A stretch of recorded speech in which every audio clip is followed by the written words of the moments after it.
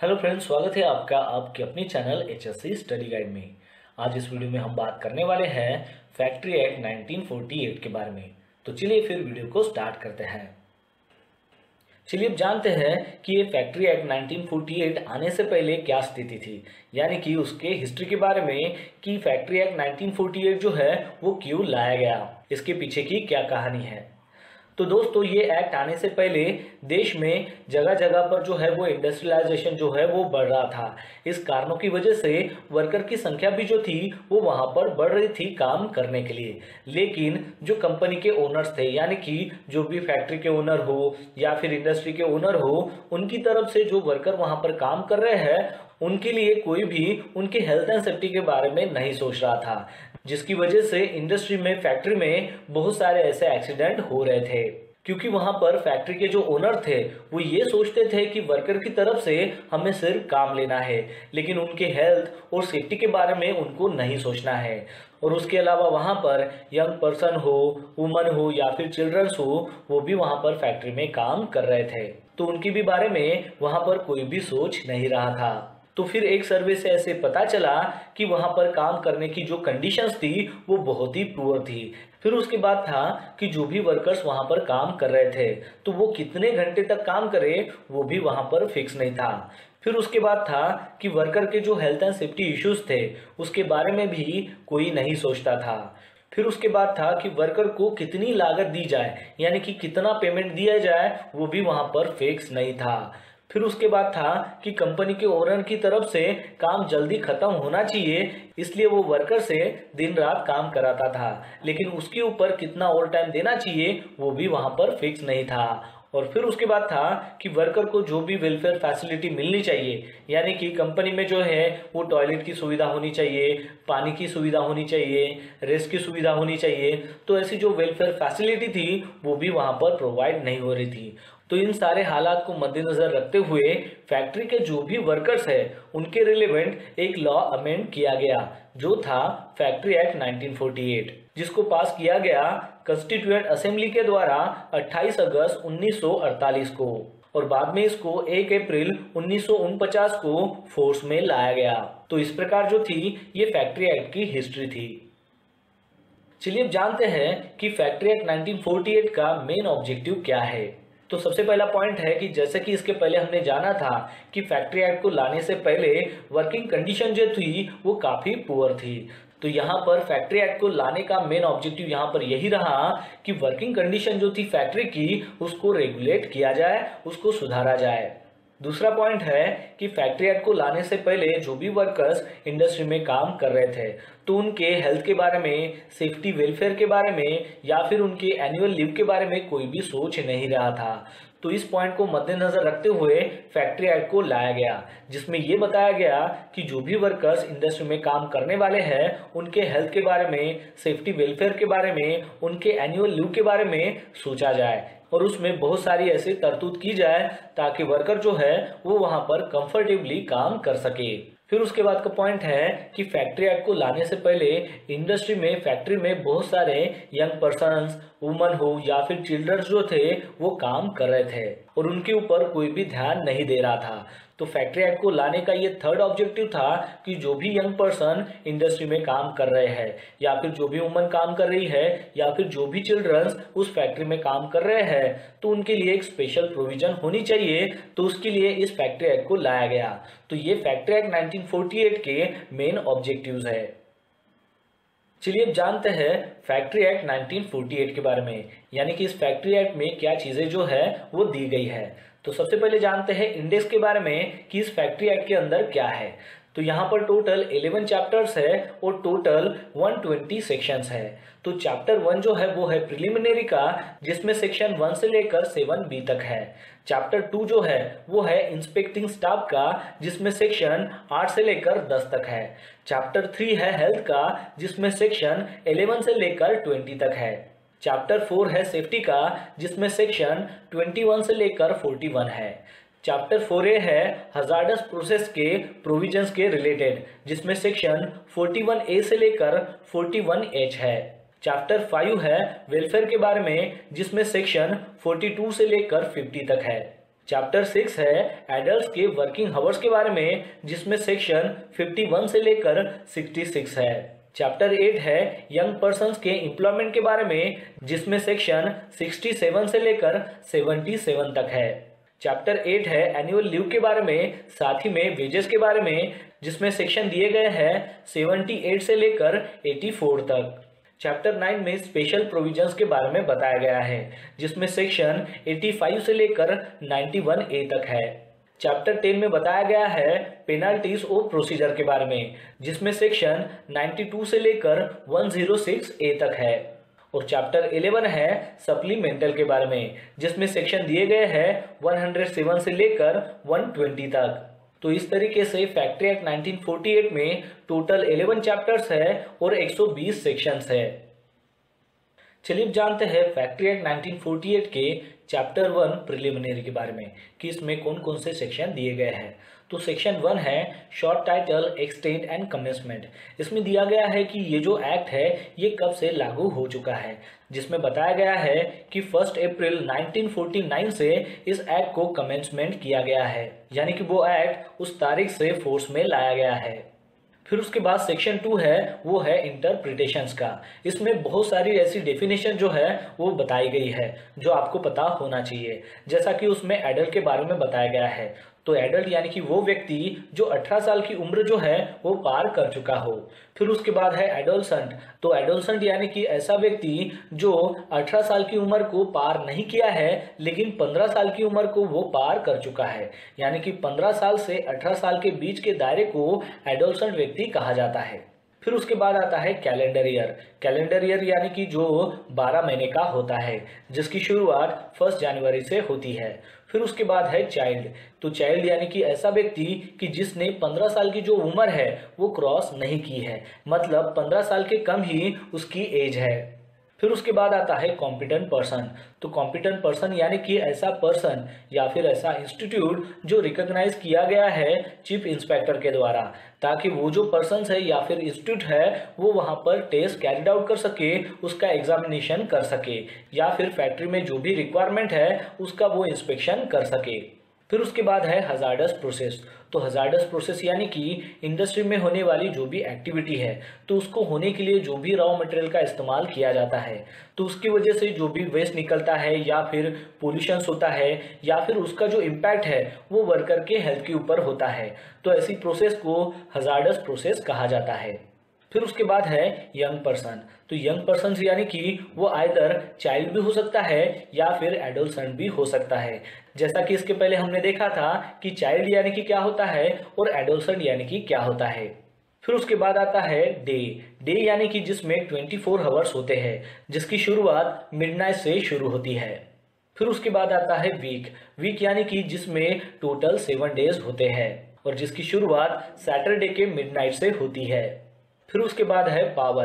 Power यानी कि ऐसी इलेक्ट्रिकल एनर्जी या फिर ऐसी कोई भी एनर्जी जिसको मैकेनिकली ट्रांसमिटेड किए जाए, लेकिन वो जो एनर्जी है वो किसी भी आदमी या फिर एनिमल से जनरेट ना हो। फिर उसके बाद है प्राइम मूवर। तो प्राइम मूवर यानी कि ऐसा इंजन, ऐसी मोटर या फिर ऐसा कोई भी अप्लायंस जो जनरेट करता हो या फिर प्रोवाइड करता हो पावर। फिर उसके बाद है ट्रांसमिशन मशीनरी। तो ट्रांसमिशन मशीनरी यानी कि कोई भी शाफ्ट हो, व्हील हो, ड्रम हो, पुल्ली हो या फिर सिस्टम ऑफ पुलिस हो, जिसकी मदद से प्राइम मूवर का जो भी मोशन है उसको ट्रांसमिटेड किया जा सके कोई भी मशीनरी की तरफ। फिर उसके बाद है मशीनरी।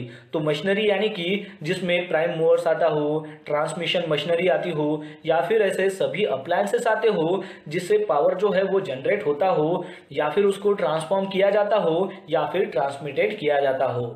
फिर उसके बाद है मैन्युफैक्चरिंग प्रोसेस। तो मैन्युफैक्चरिंग प्रोसेस यानी कि जिसमें किसी चीज़ को बनाया जाता हो या फिर किसी चीज़ को अल्टर किया जाता हो, चेंज किया जाता हो या फिर किसी चीज़ को रिपेयर किया जाता हो, फिनिशिंग किया जाता हो, पैकेजिंग किया जाता हो। तो ये जो सारी प्रोसेस होती है उसको मैन्युफैक्चरिंग प्रोसेस कहा जाता है।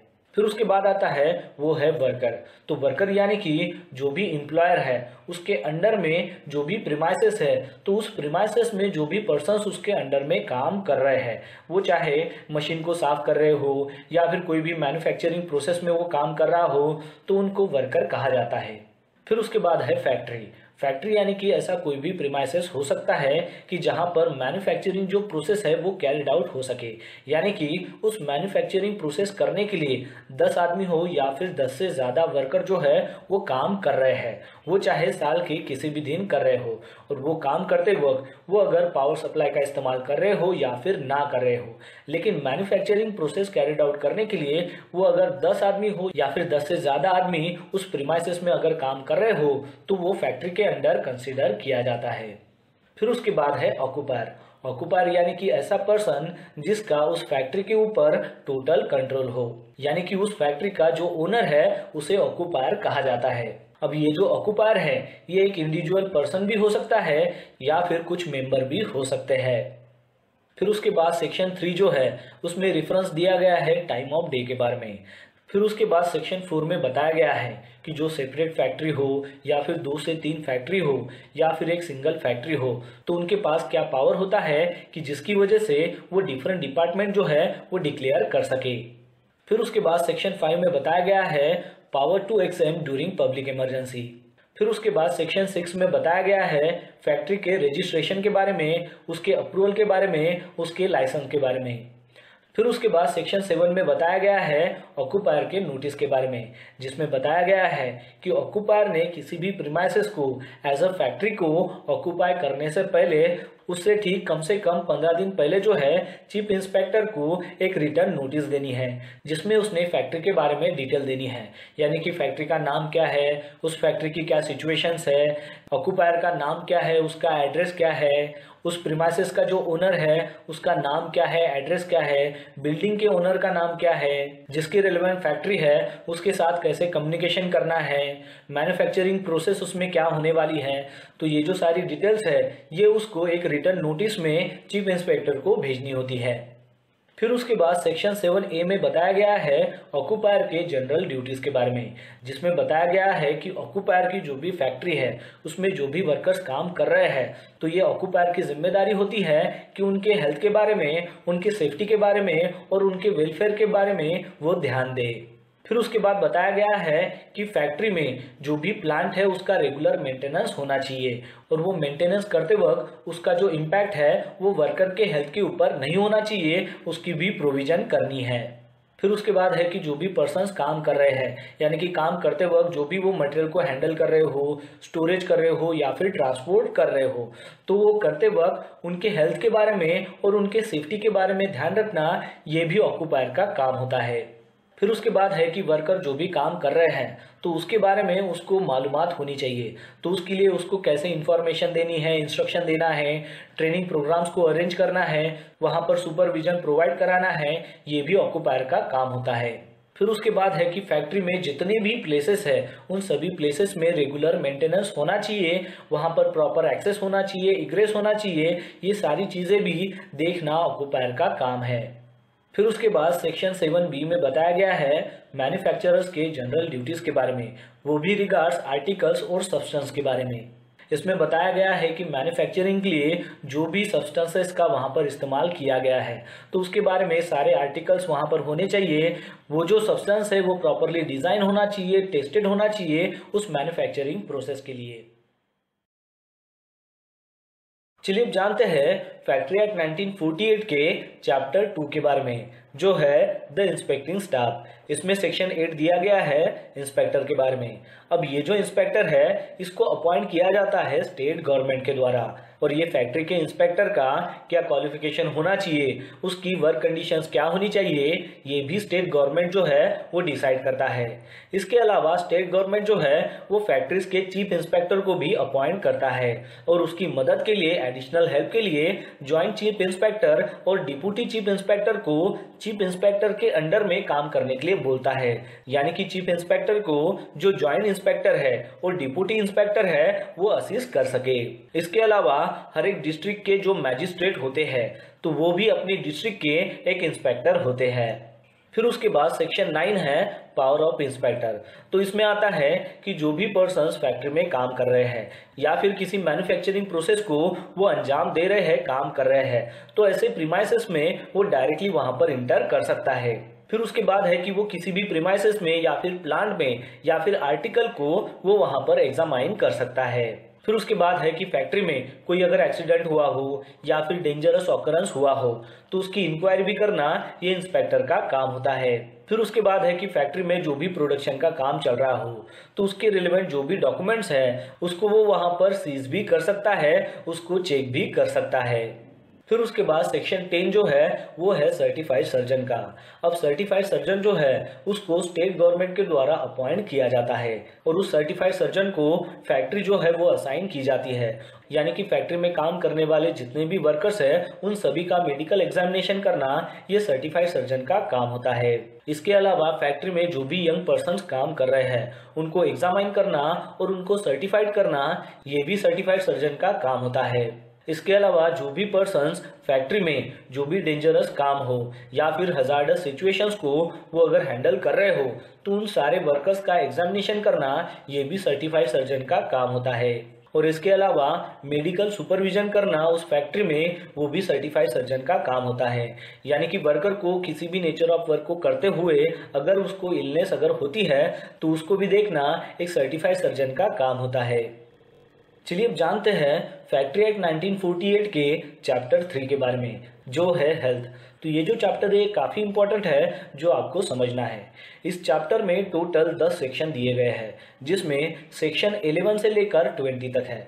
अब ये 10 सेक्शन जो है ये आपने कैसे याद रखना है तो इसकी एक मैं आपको ट्रिक बताता हूँ। तो आपको क्या ध्यान में रखना है, सी, डीवीडी, ए, ओल्ड और लस यानी कि एलएस। तो डीवीडी, ओल्ड और लस ये तो आपको ध्यान में रहेंगे ही, बस आपको ये ध्यान में रखना है कि सी और ए जो है वो डीवीडी के बीच में आना चाहिए। तो यहाँ पर सेक्शन 11 जो है वो है क्लीनलीनेस का। तो इसमें बताया गया है कि फैक्ट्री में जो भी वर्क रूम है तो उसका जो फ्लोर है उसकी हर वीक में एक बार जो है वो सफाई होना बहुत ही ज़रूरी है, ये कंपलसरी है। फिर उसके बाद है कि फैक्ट्री के जो वॉल्स है, जो सीलिंग्स है तो उसको 5 साल में एक बार जो है वो पेंट होना चाहिए। और अगर उस वॉल को या फिर सीलिंग को जो वॉशेबल जो वाटर पेंट होता है उससे अगर पेंट करते हैं तो हर 3 साल में आपको उसको पेंट करते रहना है। इसके अलावा उस वॉल को और सीलिंग को हर 14 महीने में एक बार साफ करते रहना है। फिर उसके बाद है कि फैक्ट्री के सभी डोर्स हो या फिर विंडोज हो उसको भी 5 साल में एक बार जो है वो रिपेंट करना है। फिर उसके बाद सेक्शन 12 में बताया गया है disposal of waste and influence, यानी कि फैक्ट्री से निकलने वाला जो भी वेस्ट है और इन्फ्लुएंस है उसको प्रॉपर डिस्पोज करना है। फिर उसके बाद सेक्शन 13 में बताया गया है वेंटिलेशन एंड टेम्परेचर, यानी कि फैक्ट्री में वर्कर जहां पर भी काम कर रहे हैं वहां पर प्रॉपर वेंटिलेशन आपको प्रोवाइड करना है और वहां पर टेम्परेचर भी जो है वो मेंटेन करते रहना है। फिर उसके बाद सेक्शन 14 में बताया गया है डस्ट एंड फ्यूम्स के बारे में, यानी कि फैक्ट्री में अगर काम करते वक्त डस्ट जनरेट होता है या फिर फ्यूम जनरेट होते हैं तो उसको भी कंट्रोल करते रहना है। फिर उसके बाद सेक्शन 15 में बताया गया है आर्टिफिशियल ह्यूमिडिफिकेशन के बारे में। इसमें बताया गया है कि आर्टिफिशियल ह्यूमिडिफिकेशन के लिए जो भी पानी का इस्तेमाल करेंगे वो पानी जो है वो अच्छी क्वालिटी का होना चाहिए, यानी कि ऐसा पानी होना चाहिए जो हम ड्रिंक भी कर सके। उसी वाटर का आर्टिफिशियल ह्यूमिडिफिकेशन के लिए इस्तेमाल करना है, यानी कि वो जो पानी है वो अशुद्ध नहीं होना चाहिए बल्कि वो शुद्ध होना चाहिए। फिर उसके बाद सेक्शन 16 में बताया गया है ओवर क्राउडिंग के बारे में। इसमें बताया गया है कि ये जो फैक्ट्री एक्ट 1948 है ये आने से पहले जो भी फैक्ट्रीज बनी हुई है तो वहाँ पर जो भी वर्कर्स काम कर रहे हैं तो हर एक वर्कर को वहाँ पर काम की जो स्पेस है वो 9.9 m³ की मिलनी चाहिए, यानी कि उतनी स्पेस में वो फ्रीली काम कर सके। और जब ये फैक्ट्री एक्ट 1948 लागू हुआ और उसके बाद जो भी फैक्ट्री बनी है तो वहाँ पर वर्कर की जो स्पेस है काम करने की तो वो 14.2 m³ होनी चाहिए, यानी कि उतनी स्पेस जो है वो हर एक वर्कर को वहाँ पर काम करने के लिए मिलनी चाहिए। लेकिन वर्कमैन अगर फ्लोर लेवल के 4.2 मीटर के अबाव में अगर काम करते हैं तो ये कंडीशन वहाँ पर अप्लाई नहीं होती है, क्योंकि वहाँ पर एक आदमी के साथ में दूसरा आदमी भी काम कर सकता है। फिर उसके बाद है सेक्शन 17 जिसमें लाइटिंग के बारे में बताया गया है, यानी कि फैक्ट्री में जहाँ कहीं भी काम हो रहा है वहाँ पर प्रॉपर लाइटिंग होनी चाहिए। फिर उसके बाद सेक्शन 18 में बताया गया है ड्रिंकिंग वाटर के बारे में। इसमें बताया गया है कि जहां पर भी 250 वर्कर अगर है तो वहां पर आपको एक ड्रिंकिंग वाटर स्टेशन जो है वो प्रोवाइड कराना है। इसका मतलब ये नहीं है कि 250 से कम अगर वर्कर वहां पर काम कर रहे हैं तो वहां पर पानी की फैसिलिटी नहीं होनी चाहिए। वहां पर जो है पानी की फैसिलिटी तो आपको प्रोवाइड करनी है, लेकिन ये एक लॉ है कि जहां पर 250 वर्कर है वहां पर आपको एक ड्रिंकिंग वाटर स्टेशन जो है वो प्रोवाइड कराना ही है।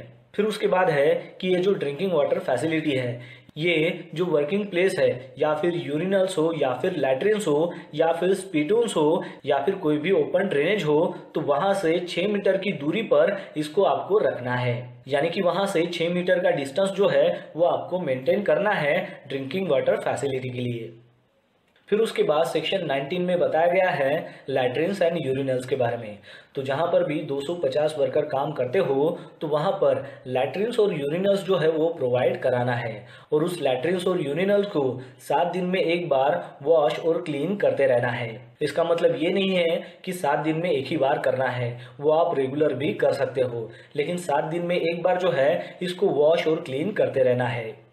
फिर उसके बाद सेक्शन 20 में बताया गया है स्पिटून्स के बारे में, यानी कि फैक्ट्री में स्पिटून्स की जो है वो जगह आपको बनाकर देनी है, और अगर कोई पर्सन उस स्पिटून्स को छोड़कर अगर दूसरी जगह पर अगर थूकता है तो उसको जुर्माना 5 रुपये जो है वो लग सकता है। तो इस प्रकार ये चैप्टर 3 हेल्थ का था, जो काफ़ी इंपॉर्टेंट है, जो आपको ध्यान में रखना है। चलिए अब जानते हैं फैक्ट्रीज एक्ट 1948 के चैप्टर 4 के बारे में, जो है सेफ्टी का। तो इसमें टोटल 22 सेक्शन जो है वो दिए गए हैं। तो सेक्शन 21 जो है वो है फेंसिंग ऑफ मशीनरी का, यानी कि फैक्ट्री में जो भी मशीनरी है उनको फेंसिंग होना चाहिए, गार्ड होना चाहिए, उसके बारे में इसमें बताया गया है। यानी कि जो भी मशीनरी है वो अगर ओपन कंडीशन में है, उसको गार्ड नहीं लगाया है, फेंसिंग नहीं किया गया है, तो जो भी पर्सन उसके नियर में काम कर रहा है तो उसका हाथ हो या फिर पैर हो या फिर उसने अगर लूज क्लोथिंग पहने हो तो वो जो है वो मशीनरी में जाकर फंस सकता है, जिसकी वजह से एक्सीडेंट भी हो सकता है। तो जो भी मशीनरी फैक्ट्री में है उसको प्रॉपर फेंसिंग होना चाहिए। फिर उसके बाद सेक्शन 22 में बताया गया है वर्क ऑन और नियर मशीनरी इन मोशन, यानी कि जो भी मशीनरी मोशन में है यानी कि चल रही है उसके नज़दीक में अगर काम कर रहे हैं तो आपने क्या करना चाहिए। तो इसमें यहाँ पर बताया गया है कि जो भी एडल्ट वर्कर है जो प्रॉपरली ट्रेन है उसी को ही उस मशीनरी के पास काम करना है, और काम करते वक्त उसने टाइट फिटिंग के जो क्लोथेस है उसी का ही इस्तेमाल करना है। लेकिन वहाँ पर कोई भी वुमन हो या फिर यंग पर्सन हो वहाँ पर काम नहीं कर सकते हैं। फिर उसके बाद सेक्शन 23 है employment of young persons on dangerous machine, यानी कि जो भी डेंजरस मशीन है वहाँ पर यंग पर्सन्स को वहाँ पर एम्प्लॉयमेंट नहीं देना है, वहाँ पर काम नहीं देना है, क्योंकि डेंजरस मशीन जो है वो काफ़ी हजार्डस हो सकती है, जिसकी वजह से यंग पर्सन्स को खतरा हो सकता है। तो वहाँ पर जो भी एडल्ट पर्सन हो, जो प्रॉपर ट्रेन हो, एक्सपीरियंस पर्सन हो, उसी को ही उस डेंजरस मशीन के ऊपर काम देना है। फिर उसके बाद सेक्शन 24 है striking gear end devices for cutting of power, यानी कि फैक्ट्रीज में जो भी मशीनरीज है तो उस मशीनरीज का पावर जो है वो कट ऑफ होने के लिए एक ऐसा वहां पर डिवाइस होना चाहिए, या फिर हमें वहां पर एक ऐसा स्ट्राइकिंग गियर जो है वो लगाना है। जैसा कि आपने देखा होगा कि मशीनरी के बाजू में जो है वो आपको एक लाल बटन जो है वो दिखाई देती है, जिसके ऊपर इमरजेंसी स्टॉप जो है वो लिखा हुआ रहता है। तो वो इसलिए दिया रहता है कि इमरजेंसी के वक्त आप उस पावर को कट ऑफ कर सको। फिर उसके बाद सेक्शन 25 में बताया गया है सेल्फ एक्टिंग मशीन्स के बारे में, यानी कि ऐसी मशीनरी जो ऑटोमेटिक मोड में काम करती हो। तो ऐसी मशीनरी जो है आपको ऐसी प्लेस में इंस्टॉल करनी है ताकि वहां पर आने जाने का जो भी रास्ता है उसको डिस्टर्ब ना हो, या फिर कोई भी आदमी वहां से जाना आना ना करे। फिर उसके बाद सेक्शन 26 में बताया गया है केसिंग ऑफ न्यू मशीनरी के बारे में। इसमें बताया गया है कि जो भी मैन्युफैक्चरर नई मशीनरी को अगर बनाता है तो उस मैन्युफैक्चरर ने इस बात को ध्यान में रखना है कि जो भी मशीनरी वो बना रहा है तो वहाँ पर उस मशीनरी को उसको केसिंग करना है, यानी कि उसको गार्ड लगाना है। यानी कि मशीनरी का कोई अगर डेंजरस पार्ट अगर ओपन है तो उसकी वजह से जो है एक्सीडेंट हो सकते हैं। तो ऐसी नई मशीनरीज को बनाते वक्त उसने जो है उस मशीनरीज को केसिंग करना है या फिर गार्ड लगाना है। फिर उसके बाद सेक्शन 27 है prohibition of employment of woman and childrens near cotton openers, यानी कि कॉटन ओपनर्स के पास में वहां पर किसी भी वुमन को या फिर चिल्ड्रन को काम करने नहीं देना है, क्योंकि वुमन जो है वो ज़्यादातर उसके जो है वो बाल लंबे होते हैं और लूज क्लोथिंग पहनते हैं, तो उसकी वजह से जो है वो वहाँ पर ट्रैप होके वहाँ पर एक्सीडेंट भी हो सकता है। और चिल्ड्रंस जो है वो ज़्यादा मैच्योर नहीं होते हैं, उनको ज़्यादा समझ नहीं होती है, तो उनकी तरफ से ज़्यादा अनसेफ हो सकते हैं। तो इसलिए वहाँ पर कॉटन ओपनर्स के पास में उनको वहाँ पर काम नहीं देना है, वहाँ पर उनको काम पर नहीं लगाना है। फिर उसके बाद सेक्शन 28 है हॉइस्ट एंड लिफ्ट के बारे में। तो जितने भी हॉइस्ट है और लिफ्ट है उनका 6 महीने में जो है एक बार इंस्पेक्शन होना चाहिए। फिर उसके बाद सेक्शन 29 में बताया गया है लिफ्टिंग मशीन्स, चेन्स, रोप्स और लिफ्टिंग टैकल्स के बारे में। यानी कि जो भी लिफ्टिंग मशीनरीज है, चेन्स है, रोप्स है, उनका थर्ड पार्टी इंस्पेक्शन होना चाहिए। उसकी लोड कैपेसिटी कितनी है वो वहाँ पर होनी चाहिए, उसमें कोई भी डैमेज नहीं होना चाहिए। तो इन सारी चीज़ों को वहाँ पर चेक करना होता है। फिर उसके बाद का सेक्शन 30 है वो है रिवॉल्विंग मशीनरी। जैसा कि कटिंग के लिए हम ग्राइंडर का इस्तेमाल करते हैं, तो मैन्युफैक्चरिंग हो या फिर फैक्ट्रीज हो तो वहाँ पर बड़ी कटिंग मशीन्स होती है, तो उसका जो आरपीएम है वो सही है क्या वो हमें यहाँ पर चेक करना होता है। फिर उसके बाद सेक्शन 31 है प्रेशर प्लांट इक्विपमेंट। यानी कि प्लांट में जो भी हम इक्विपमेंट का इस्तेमाल करते हैं, यानी कि जो मशीनरीज हो या फिर कोई भी वेसल्स हो, तो उसका अगर प्रेशर अगर एटमॉस्फेरिक प्रेशर से अगर ज़्यादा है तो वहाँ पर हमें ज़्यादा सेफ्टी प्रिकॉशंस लेना है। क्योंकि एटमॉस्फेरिक प्रेशर ज़्यादा होने के कारण अगर वहाँ पर कोई भी पर्सन अगर काम करता है तो उसको हेल्थ इश्यूज़ या फिर सेफ्टी इश्यूज़ का सामना करना पड़ सकता है। तो इसलिए वहाँ पर जो भी प्रेशर वेसल्स हो या फिर कोई इक्विपमेंट हो तो उसको हमें प्रॉपरली इंस्पेक्शन करते रहना है, ताकि उसमें अगर कोई खराबी आए तो हम तुरंत ही उसको रिपेयर कर सके, उसको सुधार सके। और उसके अलावा उस प्रेशर वेसल का हो या फिर मैन्युफैक्चरिंग इक्विपमेंट का, उसको हमें हर 6 महीने में जो है वो थर्ड पार्टी से इंस्पेक्शन कराना है। फिर उसके बाद सेक्शन 32 है फ्लोर्स, स्टेयर्स और मीन्स ऑफ एक्सेस के बारे में। यानी कि जो भी हमारे पास फ्लोर्स है, स्टेयर है या फिर जहाँ पर भी एक्सेस बना है तो वो प्रॉपर मटेरियल से बनना होना चाहिए और उसके पास कोई भी ऑब्स्ट्रैकल नहीं होना चाहिए। और हमें बार बार जो है उस एक्सेस को क्लीन करते रहना है ताकि उसमें कोई ऑब्स्ट्रैकल ना आए जिसकी वजह से किसी को परेशानी हो।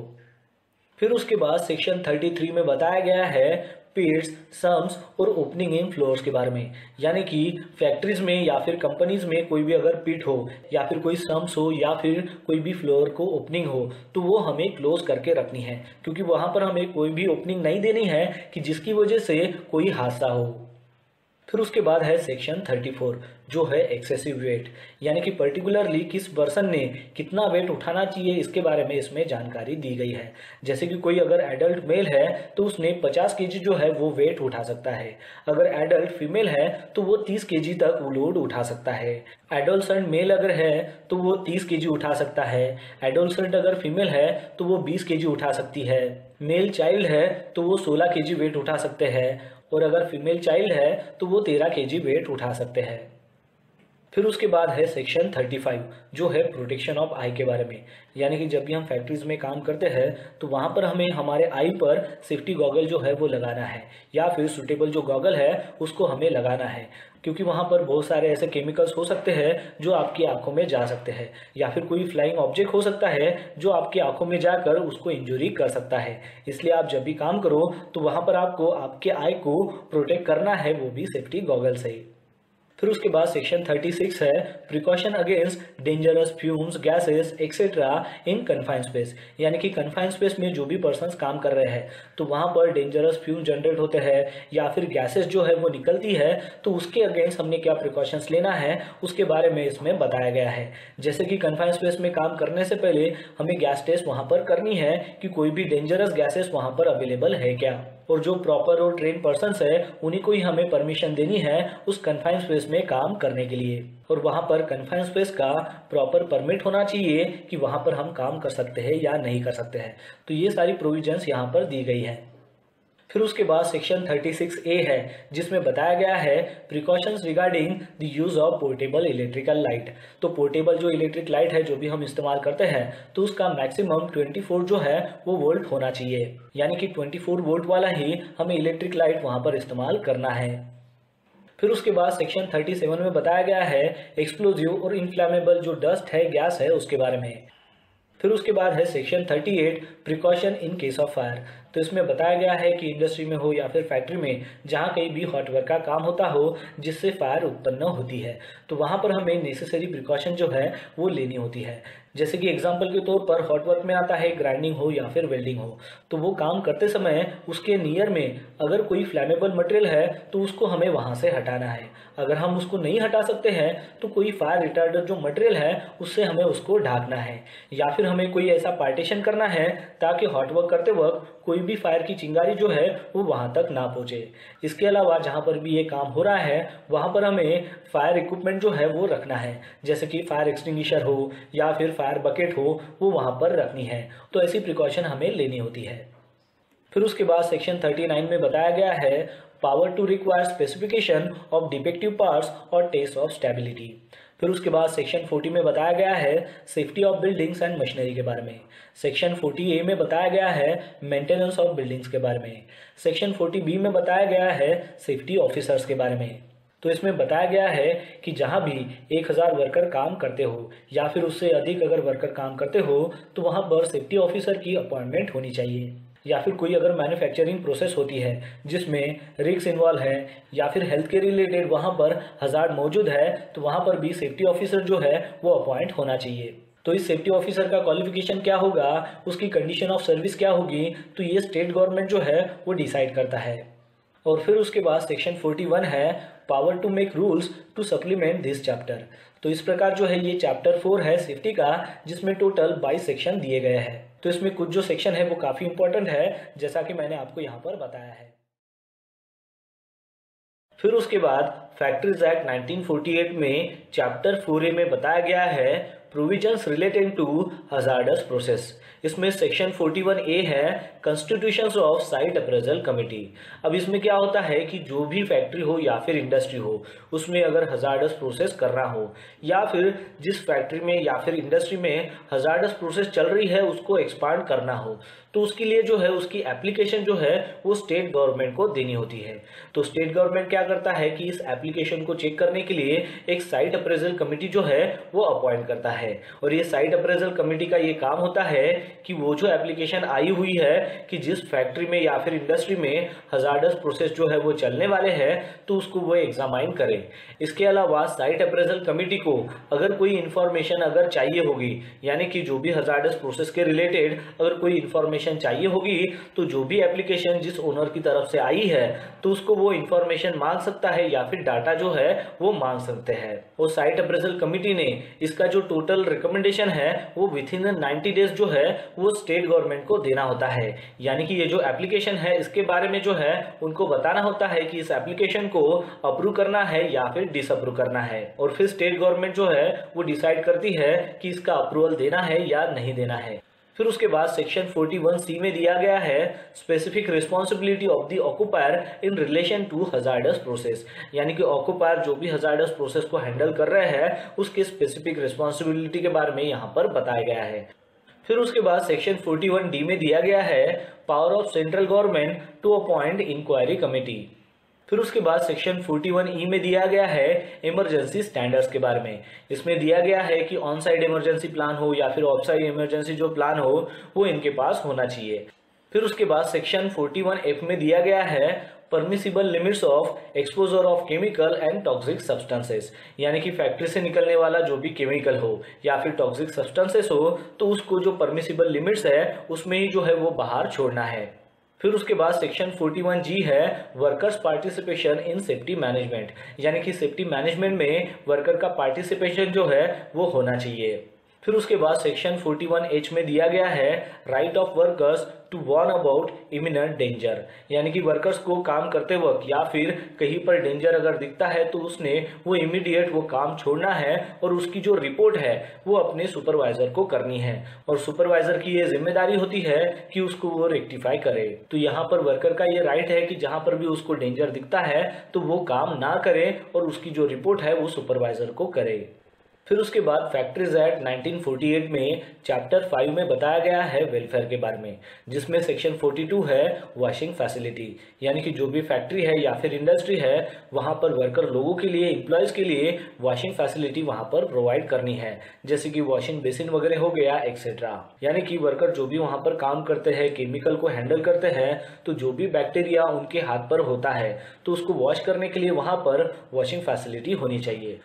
फिर उसके बाद सेक्शन 43 है facilities for storing and drawing clothing, यानी कि वर्कर के जो भी क्लोथिंग है उसको ड्राई करने के लिए, स्टोर करने के लिए वहां पर जो है लॉकर हो तो वो फैसिलिटी वहां पर प्रोवाइड करनी है।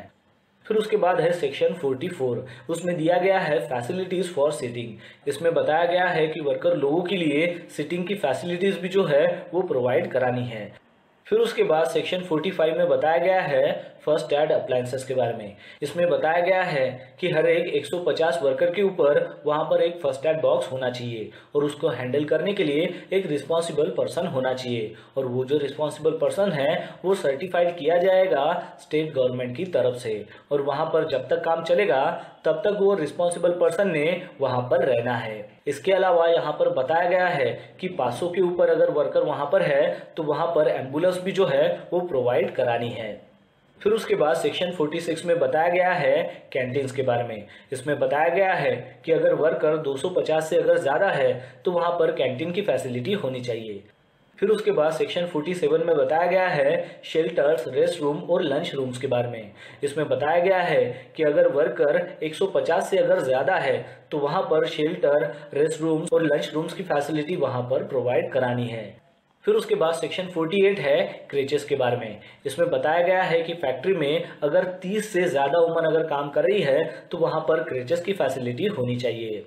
फिर उसके बाद सेक्शन 49 है वेलफेयर ऑफिसर्स के बारे में। इसमें बताया गया है कि फैक्ट्री में हो या फिर इंडस्ट्री में अगर 500 वर्कर्स या फिर उससे भी ज़्यादा वर्कर्स है तो वहां पर वेलफेयर ऑफिसर होना चाहिए, और ये वेलफेयर ऑफिसर की ड्यूटीज़ क्या होनी चाहिए, क्वालिफिकेशन क्या होना चाहिए और कंडीशन ऑफ सर्विस क्या होना चाहिए, तो ये सारा जो है ये स्टेट गवर्नमेंट डिसाइड करेगा।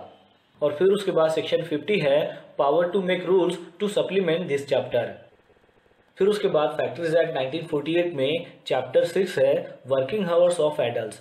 इसमें सेक्शन 51 है वीकली हावर्स। तो इसमें बताया गया है कि वीक में टोटल जो है 48 हावर्स तक ही काम करना है। फिर उसके बाद सेक्शन 52 है वो है वीकली हॉलीडेज। इसमें बताया गया है कि वीक में एक बार जो है वो हॉलीडे मिलना चाहिए। फिर उसके बाद सेक्शन 53 है कंपेंसेटरी हॉलीडेज, यानी कि जो कंपलसरी हॉलीडेज है वो भी मिलने चाहिए। फिर उसके बाद सेक्शन 54 है डेली हावर्स के बारे में। इसमें बताया गया है कि डेली में 9 हावर्स तक ही काम करना है, लेकिन अगर आपको इससे ज़्यादा अगर काम करना है तो उसके लिए चीफ इंस्पेक्टर से आपको परमिशन लेनी है, लेकिन उसके लिए जो है वो मैक्सिमम 12 घंटे तक ही काम कर सकते हैं, यानी कि 9 घंटे प्लस 3 घंटे वहाँ पर एडिशनल मिल सकते हैं, लेकिन उसके लिए कंपनी के ओनर को उसके लिए ओवर टाइम देना होगा। फिर उसके बाद है सेक्शन 55 जो है इंटरवल्स फॉर रेस्ट। तो इसमें बताया गया है कि 5 घंटे के बाद हाफ घंटे का रेस्ट जो है वो मिलना चाहिए। फिर उसके बाद सेक्शन 56 है वो है स्प्रिड ओवर। इसमें बताया गया है कि 9 घंटे का जो डेली का काम होता है, लेकिन उसमें जो है 1 घंटा रेस्ट जोड़ा नहीं जाता है, यानी कि टोटल 10 घंटे की जो है ऐसे ड्यूटी होती है, जिसमें 9 घंटा काम करना होता है और 1 घंटा जो है वो वहां पर रेस्ट मिलता है, और वो जो रेस्ट है वो आधे घंटे बढ़ भी सकता है, यानी कि ऐसे टोटल 10.5 घंटे जो है वो स्प्रिड ओवर यहाँ पर हो जाता है। फिर उसके बाद है सेक्शन 57, उसमें नाइट शिफ्ट के बारे में बताया गया है। तो नाइट शिफ्ट में जो है जैसे कि वुमन को नाइट शिफ्ट अलाउ नहीं है, या फिर चिल्ड्रंस को भी नाइट शिफ्ट में काम करने के लिए अलाउ नहीं है। फिर उसके बाद है सेक्शन 57 जो है नाइट शिफ्ट के बारे में। इसमें बताया गया है कि वुमन को और चाइल्ड को नाइट शिफ्ट में काम करने के लिए परमिशन नहीं है। अगर वुमन को अगर काम करना है तो मॉर्निंग 6 से लेकर 7 के बीच में ही वो काम कर सकती है। फिर उसके बाद है section 58 prohibition of overlapping shifts. इसमें बताया गया है कि कंटिन्यू जो शिफ्ट है, यानी कि पहली शिफ्ट खत्म होने के बाद जो दूसरी शिफ्ट चालू होती है तो उसमें वर्कर काम नहीं कर सकते हैं। मतलब पहली शिफ्ट खत्म हो जाने के बाद दूसरी शिफ्ट में जो है वो लगातार काम नहीं कर सकते हैं, उसमें जो है वो गैप होनी चाहिए। अगर किसी एम्प्लॉय की अगर शिफ्ट चेंज करना है तो वीकली ऑफ होने के बाद ही आप उसकी शिफ्ट चेंज कर सकते हो। फिर उसके बाद है सेक्शन 59 जिसमें बताया गया है extra wages for over time के बारे में, यानी कि डेली हावर्स के बाद भी अगर वो ओवर टाइम में काम करते हैं तो उसका एक्स्ट्रा वेजेस जो है वो ओनर को देना होगा। फिर उसके बाद है सेक्शन 60 जिसमें बताया गया है रेस्ट्रिक्शंस ऑन डबल एम्प्लॉयमेंट। फिर उसके बाद सेक्शन 61 है notice of periods of work for adult. Section 62 है register of adult workers. Section 63 है hours of work to correspond with notice under section 61 and register under section 62। Section 64 है power to make exempting rules. Section 65 है power to make exempting orders. Section 66 है further restrictions on employment of woman. फिर उसके बाद factories act 1948 में chapter 7 में बताया गया है एम्प्लॉयमेंट ऑफ यंग पर्सन के बारे में, जिसमें सेक्शन 67 है prohibition of employment of young children. इसमें बताया गया है कि जो भी चिल्ड्रंस जिनकी 14 से कम उम्र है तो उनको काम पर नहीं लगाना है। फिर उसके बाद इसमें बताया गया है कि जो भी एडोलसेंट पर्सन है यानी कि जिसकी एज 15 से 18 साल के बीच में है तो उनको एज ए एम्प्लॉय करके आपको ट्रीट नहीं करना है जब तक उनके पास फिजिकल फिटनेस का सर्टिफिकेट नहीं आता है, वो भी एक सर्टिफाइड सर्जन से। फिर उसके बाद सेक्शन 68 है non adult workers to carry tokens. फिर उसके बाद सेक्शन 69 है सर्टिफिकेट ऑफ फिटनेस। तो इस सेक्शन में बताया गया है कि जो भी यंग पर्सन है उन्होंने एक एप्लीकेशन लिखनी है। ये एप्लीकेशन वो यंग पर्सन खुद लिख सकते हैं या फिर उनके पेरेंट्स लिख सकते हैं या फिर वहाँ के मैनेजर भी लिख सकते हैं। और ये जो एप्लीकेशन है ये सर्टिफाइड सर्जन को देनी है कि इस यंग पर्सन का मेडिकल फिटनेस करना है। फिर सर्टिफाइड सर्जन जो है उसका मेडिकल एग्जामिनेशन करेगा और फिर ये डिसाइड करेगा कि वो फिजिकली काम करने के लिए सही है या नहीं है, और अगर सही है तो 12 महीने के लिए उसको एक मेडिकल फिटनेस सर्टिफिकेट देगा। अब इसमें जो है 2 तरीके के सर्टिफिकेट्स आते हैं, एक है एज अ चाइल्ड करके और दूसरा है एज अ एडल्ट करके। तो जो भी यंग पर्सन है जिसने 14 साल की उम्र जो है वो पार कर ली है लेकिन 15 साल की उम्र पार नहीं की है तो उसको एज अ चाइल्ड करके सर्टिफिकेट दिया जाएगा। और जो यंग पर्सन है जिसने 15 साल की उम्र पार कर चुका है तो उसको एज अ एडल्ट करके सर्टिफिकेट दिया जाएगा। लेकिन ये जो सर्टिफिकेट है ये 12 महीने के लिए ही वैलिड रहेगा। और यहाँ पर जो एडोलसेंट पर्सन है वो 6 से 7 बजे तक ही काम कर सकेगा, यानी कि उसको नाइट शिफ्ट में काम नहीं करना है। फिर उसके बाद सेक्शन 70 है effect of certificate of fitness granted to adolescent. फिर उसके बाद सेक्शन 71 है वर्किंग आवर्स फॉर चिल्ड्रन। फिर उसके बाद सेक्शन 71 है वर्किंग आवर्स फॉर चिल्ड्रन। इसमें बताया गया है कि जो भी चिल्ड्रन है उसने पर डे में 4.5 घंटे तक ही काम करना है, उसने नाइट वर्क में काम नहीं करना है, वो प्रोहिबिटेड है। और वो जो चिल्ड्रन है वो सुबह 6 बजे से लेकर रात के 10 बजे के बीच में ही काम कर सकते हैं, लेकिन उसके लिए कंपनी की ओनर को चीफ इंस्पेक्टर से परमिशन लेनी होगी। और उसका जो स्पीड और पीरियड रहेगा वो 5 घंटे तक रहेगा, यानी कि 4.5 घंटा पर डे जो है वो काम करेगा और आधे घंटे का उसको वहां पर रेस्ट मिलेगा। चिल्ड्रन की अगर शिफ्ट चेंज करना है यानी कि एक शिफ्ट से दूसरे शिफ्ट में अगर उसको शिफ्ट करना है तो उसके लिए जो है आफ्टर 30 डेज के बाद ही वो ऐसा कर सकते हैं। और मैक्सिमम 2 शिफ्ट में ही चिल्ड्रन जो है वो काम कर सकते हैं। फिर उसके बाद सेक्शन 72 है notice of periods of work for children. Section 73 है register of child workers. Section 74 है hours of work to correspond with notice under section 72 and register under section 73। Section 75 है power to require medical examination.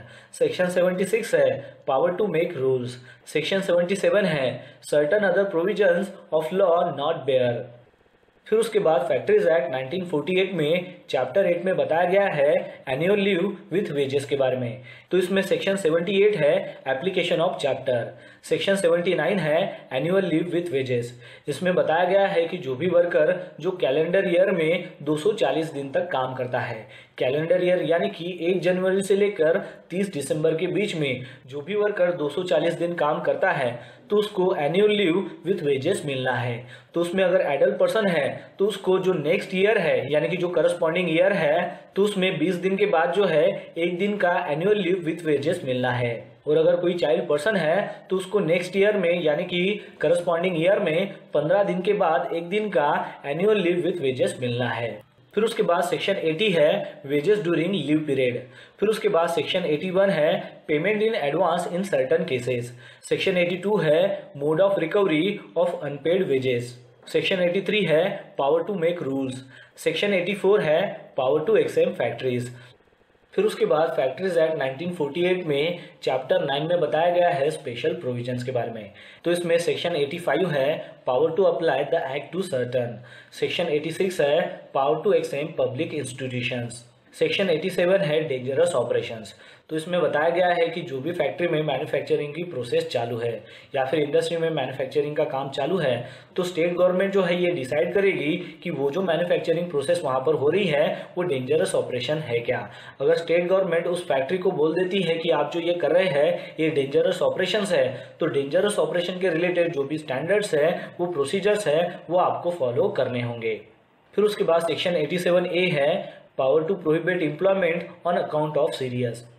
Section 88 है notice of certain accidents. तो इसमें बताया गया है कि फैक्ट्री में या फिर इंडस्ट्री में जो भी अगर एक्सीडेंट होता है और उस एक्सीडेंट की वजह से वर्कर्स को बैड इंजरी हो जाती है या फिर उसकी डेथ हो जाती है या फिर उस एक्सीडेंट की वजह से वो 48 घंटे तक कंपनी में दोबारा काम करने के लिए नहीं आ सकता है, तो उस एक्सीडेंट का जो नोटिस है या फिर रिपोर्ट है वो जो है वो फैक्ट्री के मैनेजर्स को देना है। फिर उसके बाद सेक्शन 88A है notice of certain dangerous occurrences, यानी कि फैक्ट्री में जो भी डेंजरस ऑकरेंस अगर होता है तो उसके बारे में भी जानकारी जो है वो फैक्ट्री के मैनेजर को देनी है। फिर उसके बाद सेक्शन 89 है नोटिस ऑफ सर्टन डिसीजेस।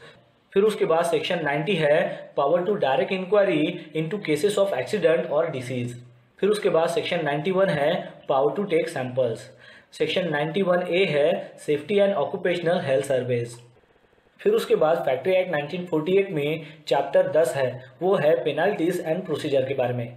तो इसमें सेक्शन 92 है जनरल पेनाल्टीज फॉर ऑफेंसेस। तो इसमें बताया गया है कि ये फैक्ट्री एक्ट के जो रूल्स है उसको अगर कोई ऑफेंस करता है तो उसके लिए 2 साल की सजा हो सकती है या फिर 1 लाख का फाइन भी हो सकता है या फिर ये दोनों भी हो सकते हैं। और अगर वो जो ऑफेंस है वो अगर सेकंड टाइम भी करता है तो पर डे जो है उसको 1000 रुपये का जुर्माना देना होगा जब तक उसका जो ऑफेंस है वो चलते रहता है। और फिर भी उसका ये ऑफेंस खत्म नहीं होता है और वो चलते रहता है तो उसको 3 साल की सजा हो सकती है और 10,000 से लेकर 2 लाख तक उसको फाइन हो सकता है या फिर ये दोनों भी हो सकते हैं।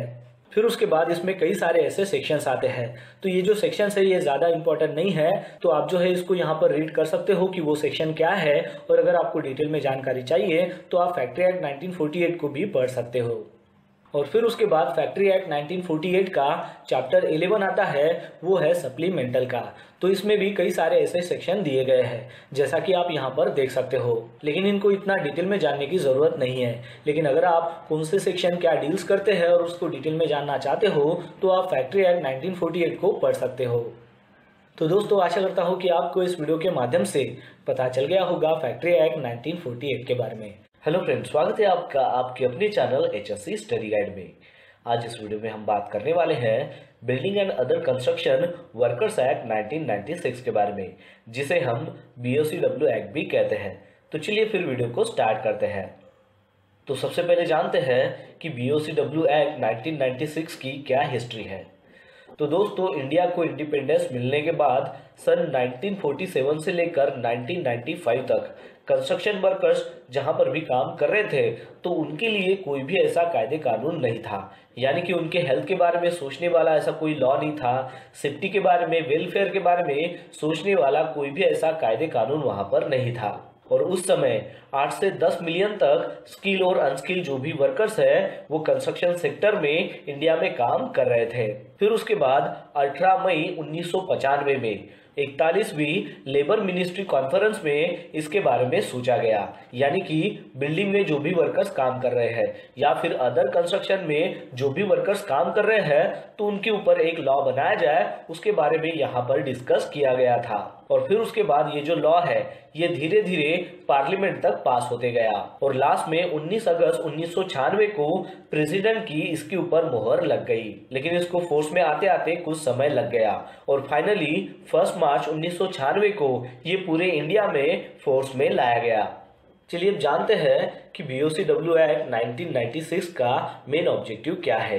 तो ये जो BOCW एक्ट है ये इसलिए बनाया गया है ताकि बिल्डिंग एंड अदर कंस्ट्रक्शन जो भी वर्कर्स है उनके एम्प्लॉयमेंट और कंडीशन ऑफ सर्विस को वहां पर रेगुलेट किया जाए, यानी कि उसको सुधारा जाए। इसके अलावा जो भी building and other construction workers है उनके सेफ्टी के बारे में सोचा जाए, उनके हेल्थ के बारे में सोचा जाए और जो भी वेलफेयर फैसिलिटी है वो भी उनको मिलनी चाहिए। इसके अलावा अदर कोई अगर मैटर इसके साथ में अगर कनेक्टेड है तो उसको भी यहाँ पर प्रोवाइड किया जाए। तो ये इसका मेन ऑब्जेक्टिव है। तो इस BOCW एक्ट का मेन पर्पस ये है कि जो भी कंस्ट्रक्शन वर्कर्स है उनके काम के कंडीशंस के ऊपर ध्यान दिया जाए, ये इसका मेन पर्पस है। ये जो BOCW एक्ट है ये बिल्डिंग कंस्ट्रक्शन जो वर्कर्स है उनके लिए एक सोशल वेलफेयर स्कीम है और इसका मेन मोटिव ये है कि इसकी वजह से वर्कर्स को बेनिफिट मिले और ये बेनिफिट्स उन बिल्डिंग कंस्ट्रक्शन वर्कर्स के लिए है जो भी बिल्डिंग एंड अदर कंस्ट्रक्शन में अपना काम कर रहे हैं पूरे कंट्री में। तो चलिए अब जानते हैं BOCW एक्ट 1996 के इंडेक्स के बारे में कि इस एक्ट के अंदर क्या दिया गया है। तो इस BOCW एक्ट के अंदर टोटल 11 चैप्टर्स दिए गए हैं और इसमें टोटल 64 सेक्शन दिए गए हैं। तो इसमें चैप्टर 1 है प्रिलिमिनरी का, जिसमें सेक्शन 1 से लेकर 2 तक दिया गया है।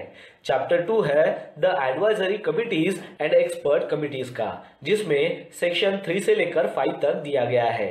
चैप्टर 3 है रजिस्ट्रेशन ऑफ एस्टेब्लिशमेंट का, जिसमें सेक्शन 6 से लेकर 10 तक दिया गया है।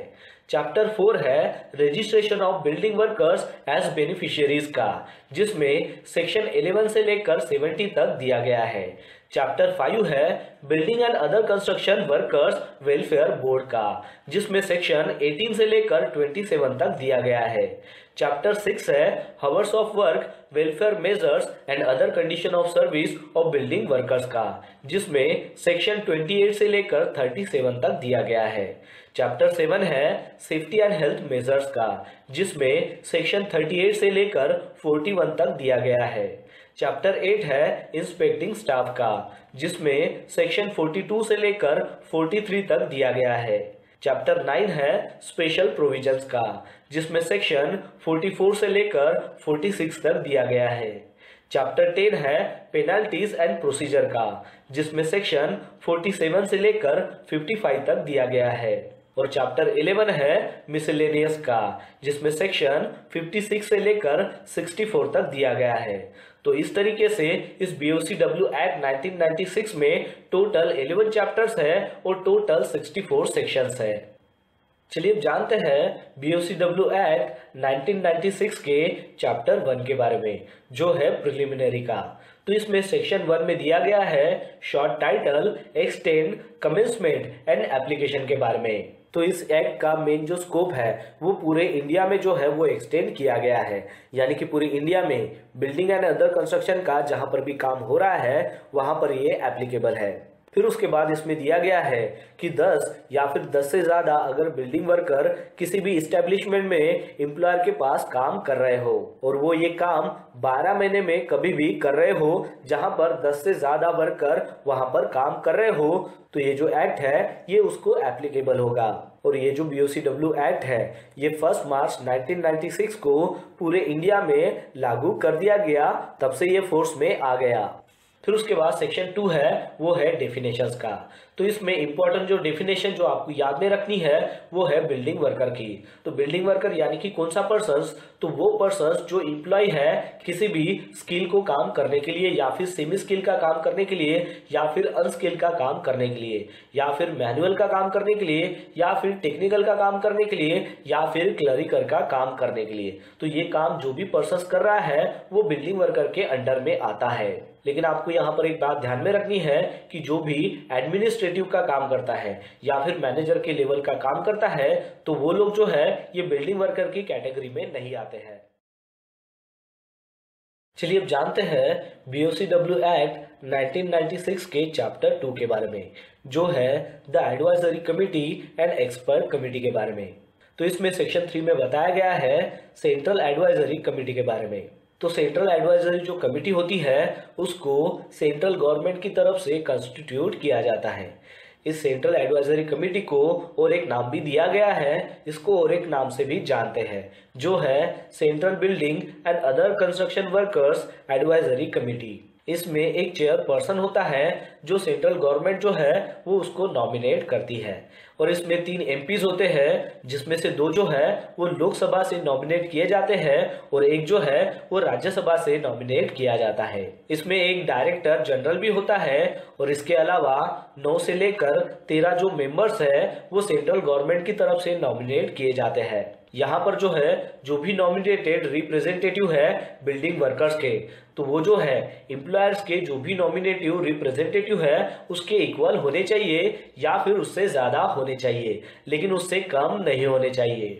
फिर उसके बाद सेक्शन 4 में बताया गया है स्टेट एडवाइजरी कमेटी के बारे में। तो स्टेट एडवाइजरी जो कमेटी है वो स्टेट गवर्नमेंट की तरफ से कंस्टिट्यूट की जाती है। स्टेट एडवाइजरी कमेटी को और एक नाम भी दिया गया है जो है state building and other construction workers advisory committee. इस एडवाइजरी कमेटी में एक चेयरपर्सन होता है जो स्टेट गवर्नमेंट की तरफ से नॉमिनेट किया जाता है। इसमें 2 एमएलएस भी होते हैं। इसमें एक मेंबर भी होता है जो सेंट्रल गवर्नमेंट की तरफ से नॉमिनेट किया जाता है। इसमें एक चीफ इंस्पेक्टर भी होता है। इसके अलावा 7 से लेकर 11 जो मेंबर्स है वो स्टेट गवर्नमेंट की तरफ से नॉमिनेट किए जाते हैं। इसमें जो है बिल्डिंग वर्कर्स के जो नॉमिनेटेड रिप्रेजेंटेटिव है तो उनकी जो संख्या है वो एम्प्लॉयर के जो नॉमिनेटेड रिप्रेजेंटेटिव है उसके इक्वल में होनी चाहिए या फिर उससे ज्यादा होनी चाहिए, लेकिन उससे कम नहीं होने चाहिए। फिर उसके बाद सेक्शन 5 में दिया गया है एक्सपर्ट कमिटीज के बारे में। तो एक्सपर्ट जो कमिटी है वो एप्रोप्राइट जो भी गवर्नमेंट वहां की रहेगी वो इसको कंस्टिट्यूट करती है, और एक्सपर्ट कमिटी का मेन रोल ये होता है कि वो जो भी गवर्नमेंट है उसको एडवाइस कर सके कि इस एक्ट के अंडर में कौन से रूल जो है वो तैयार कर सके। चलिए अब जानते हैं BOCW एक्ट 1996 के चैप्टर 3 के बारे में जो है रजिस्ट्रेशन ऑफ एस्टेब्लिशमेंट। तो इसमें सेक्शन 6 दिया गया है अपॉइंटमेंट रजिस्टरिंग ऑफिसर्स के बारे में। तो इसमें बताया गया है कि जो भी एप्रोप्राइट गवर्नमेंट होती है तो उस गवर्नमेंट का जो भी गैजेटेड ऑफिसर है वो रजिस्टरिंग ऑफिसर्स को अपॉइंट करता है। फिर उसके बाद सेक्शन 7 है रजिस्ट्रेशन ऑफ एस्टेब्लिशमेंट। तो इसमें बताया गया है कि जो भी एम्प्लॉयर है तो उस एम्प्लॉयर का जो भी इस्टेब्लिशमेंट है वो अगर इस एक्ट के अंदर अगर आ जाता है तो उसके ठीक 60 डेज के अंदर जो है उसको रजिस्टरिंग ऑफिसर को एक एप्लीकेशन देनी होती है इसके बारे में, और अगर वो विथिन 60 डेज अगर नहीं दे पाता है और उसके बाद वो एप्लीकेशन अगर देता है तो उसको रजिस्टरिंग ऑफिसर को एक्सप्लेनेशन देना होता है, एक सेटिस्फैक्टरी कॉज देना होता है कि इतना लेट क्यों हुआ है। रजिस्टरिंग ऑफिसर के पास जब ये एप्लीकेशन आती है तो वो उसको वेरीफाई करता है, और वेरीफाई करने के बाद जब उसको सब कुछ सही लगता है तब वो रजिस्ट्रेशन का सर्टिफिकेट जो है वो इशू करता है। रजिस्ट्रेशन हो जाने के बाद अगर एम्प्लॉयर को अगर उसमें कोई भी अगर चेंजेस करना है, जैसे कि ओनरशिप चेंज करनी है या फिर मैनेजमेंट में कोई अगर चेंजेस करना है, तो उसका जो इंटीमेशन है वो उसको 30 डेज के अंदर रजिस्टरिंग ऑफिसर को देना होता है। फिर उसके बाद सेक्शन 8 में दिया गया है revocation of registration in certain cases. तो इसमें बताया गया है कि ये जो रजिस्ट्रेशन किया गया है इसमें अगर कोई अगर मिस रिप्रेजेंटेशन अगर दिया हुआ है या फिर कोई भी प्रोविजंस का अगर इसमें वायलेशन किया गया है तो ये जो रजिस्ट्रेशन है ये रिवोक कर सकते हैं, यानी कि इसको रद्द कर सकता है। अब ये रिवोक कौन करेगा यानी कि रद्द कौन करेगा, तो जो रजिस्टरिंग ऑफिसर है जो इसको रजिस्टर करता है वो इसको रद्द भी कर सकता है। फिर उसके बाद सेक्शन 9 में दिया गया है अपील के बारे में। तो इसमें बताया गया है कि अगर रजिस्टरिंग ऑफिसर के द्वारा अगर ये रिवोक किया जाता है यानी कि इसका जो रजिस्ट्रेशन है ये अगर रद्द किया जाता है तो उसके बारे में एम्प्लॉयर जो है वो अपील भी कर सकता है, और वो जो अपील है वो उसको विथिन 30 डेज जो है वो करनी है, और वो जो अपील है वो अपीलेंट अथॉरिटी जो है जो नॉमिनेट होती है जो अप्रोप्राइट गवर्नमेंट होती है उसकी ओर से उसको करना होता है। और अगर 30 दिन के अंदर अगर वो अपील नहीं कर पाता, उससे अगर ज्यादा समय लगता है तो उसको सेटिस्फैक्टरी कॉज क्या है वो बताना होता है, यानी कि यहाँ पर अपीलेंट की तरफ से एक अपॉर्चुनिटी उसको मिलती है। और फिर ये जो रिवोकेशन ऑर्डर है इसको मॉडिफाई करना है, रिवर्स करना है या फिर कंफर्म करना है, ये यहाँ पर डिसाइड किया जाता है। और फिर उसके बाद सेक्शन 10 में दिया गया है इफेक्ट ऑफ नॉन रजिस्ट्रेशन। चलिए अब जानते हैं BOCW एक्ट 1996 के चैप्टर 4 के बारे में, जो है registration of building workers as beneficiaries. तो इसमें सेक्शन 11 दिया गया है beneficiaries of the fund. Section 12 में बताया गया है registration of building workers as beneficiaries. तो इसमें बताया गया है कि कौन सा ऐसा बिल्डिंग वर्कर्स है जो बेनिफिशियरीज के लिए रजिस्ट्रेशन कर सकता है। तो इसमें बताया गया है कि जो भी बिल्डिंग वर्कर जिसने 18 साल की उम्र कंप्लीट कर ली हो लेकिन 60 साल की उम्र उसने पार ना की हो, तो वो उस बेनिफिशियरीज के लिए एप्लीकेबल है। और एक पॉइंट यहाँ पर बताया गया है कि जो भी बिल्डिंग वर्कर है जो building and other construction work में काम कर रहा हो लेकिन उसने 90 डेज तक, जो भी प्रोसीडिंग 1 ईयर है यानी कि 12 मंथ्स है, उसने 90 डेज तक जो है वो कंटिन्यू काम करना चाहिए। अगर वो 90 डेज तक कंटिन्यू अगर उस साल में काम करता है तो भी वो इसके लिए एलिजिबल हो जाता है। फिर उसके बाद इस रजिस्ट्रेशन के लिए उसको एप्लीकेशन करनी होती है और इस एप्लीकेशन की जो फी है वो मैक्सिमम 50 रुपीज़ होती है। और ये जो एप्लीकेशन है ये बोर्ड की तरफ से जो भी ऑथराइज पर्सन्स है उसकी तरफ से किया जाता है। और ये जो रजिस्ट्रेशन है ये बोर्ड की तरफ से जो भी पर्सन ऑथराइज किया गया है उसकी तरफ से किया जाता है। लेकिन यहाँ पर ये जो ऑथराइज पर्सन्स है ये इस रजिस्ट्रेशन को रिजेक्ट भी कर सकता है अगर वो क्राइटेरिया में नहीं बैठता है तो। और अगर किसी पर्सन को लगता है कि उसका ये जो रजिस्ट्रेशन रिजेक्ट कर दिया है ये बेफसूल है यानी कि इसमें कोई भी प्रॉब्लम नहीं है, तो आप उसकी जो अपील है वो विथिन 30 डेज जो है वो बोर्ड के जो सेक्रेटरी रहेंगे या फिर कोई भी अप्रूव ऑफिसर रहेगा उसकी तरफ जो है आप कर सकते हो। लेकिन अगर इसकी अपील आप 30 डेज के बाद करते हो तो उसका सेटिस्फैक्टरी कॉज जो है, कारण जो है वो आपको उनको बताना होता है। फिर उसके बाद सेक्शन 13 में बताया गया है आइडेंटिटी कार्ड्स के बारे में। फिर उसके बाद सेक्शन 14 में बताया गया है सेसेशन एज अ बेनिफिशियरी, यानी कि बेनिफिशियरी की यहाँ पर एंड भी हो सकता है, उसकी समाप्ति भी हो सकती है। तो ये कब हो सकता है कि जब भी कोई पर्सन 60 साल की एज जो है वो अटेन कर रहा हो या फिर उसने कंप्लीट किया हो तो उसका ये जो बेनिफिशियरी है ये एंड हो सकता है। या फिर कोई अगर पर्सन 90 दिन तक उस building and other construction work में इंगेज नहीं है यानी कि उसने कम ही दिन वहां पर काम किया है तो उसका भी यहाँ पर बेनिफिशियरी जो है वो सेसेशन होता है। फिर उसके बाद सेक्शन 15 में बताया गया है रजिस्टर ऑफ बेनिफिशियरीज के बारे में, यानी कि जो भी बेनिफिशियरीज है उसका रजिस्टर मेंटेन करना है। तो हर एक जो एम्प्लॉयर है उनका ये काम है कि जो भी बेनिफिशियरीज है उनका एक रजिस्टर वो मेंटेन करे और उस रजिस्टर को चेक करने के लिए या फिर इंस्पेक्ट करने के लिए जो बोर्ड के सेक्रेटरी है या फिर जो भी अपॉइंटेड ऑफिसर है वो कभी भी आ सकते हैं, यानी कि कोई भी प्रायर नोटिस न देकर वो उसको इंस्पेक्ट करने के लिए आ सकते हैं। फिर उसके बाद सेक्शन 16 में बताया गया है कंट्रीब्यूशन ऑफ बिल्डिंग वर्कर्स। तो इसमें बताया गया है कि जो भी बिल्डिंग वर्कर्स है उन्होंने फंड को कंट्रीब्यूट करते रहना है जब तक उनकी 60 साल की एज जो है वो खत्म नहीं हो जाती है या फिर वो 60 साल तक नहीं पहुंचते हैं। और ये फंड कितना रहेगा ये स्टेट गवर्नमेंट जो है ये स्पेसिफाई करेगा। और ये जो कंट्रीब्यूशन है ये अगर बिल्डिंग वर्कर्स अगर मैक्सिमम 3 महीने तक अगर नहीं दे पाता है और उसकी फाइनेंशियल अगर कंडीशंस अगर सही नहीं है और वो अगर सेटिस्फैक्टरी जो कारण है वो अगर बताता है तो उसका ये जो कंट्रीब्यूशन है वो यहाँ पर माफ भी किया जा सकता है।